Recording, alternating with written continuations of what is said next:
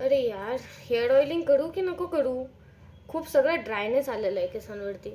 खूप सगळे व्हिडिओज असे पण बघितलेले की जे सांगतात की hair oiling is a medicine, best remedy for your hairs. आणि खूप सगळ्या व्हिडिओजमध्ये हे सुद्धा ऐकलंय की खूप वाईट परिणाम येतात ऑइलिंगचे. काय करू? हाय गाईज, आज एक सिंपल डाऊट क्लिअर करते. हेअर ऑइलिंग गुड या फिर बॅड? बरोबर. जर ऑइलिंग तुम्ही बरोबर वेनी केलं, म्हणजेच गुड वेनी केलं, तर ते तुमच्यासाठी खूप फायदेशीर. पण जर तुम्ही बॅड वेनी केलं तर तेवढंच ते तुमच्यासाठी हार्मफुल पण आहे. म्हणजे गुड वे मीन्स काय? तर तुम्ही ऑइल गरम करून घ्यायचं, 2 ते 3 मिनिट फक्त मसाज करायची स्काल्पची आणि फक्त 45 मिनिट्स राहू द्यायचं. त्याच्यानंतर तुम्ही माइल्ड शॅम्पूने एका नॉर्मल वॉश करून टाकायचं. बस, हा झाला गुड वे. तर गुड वेचे बेनिफिट्स काय काय?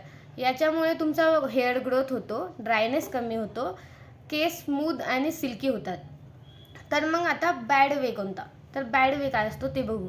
जर तुम्ही ओव्हरनाईट ऑइलिंग करून ठेवलं, जर तुमचा स्काल्प ऑलरेडी ऑइली आहे आणि त्यावर तुम्ही आणखीन ऑइलिंग करताय, तर मग त्याच्यामुळे तुमचा हेअरफॉल होतो, स्काल्पवरती क्लॉज होतात, त्याच्यानंतर तुम्हाला डैंड्रफ सिक्रेट होतो.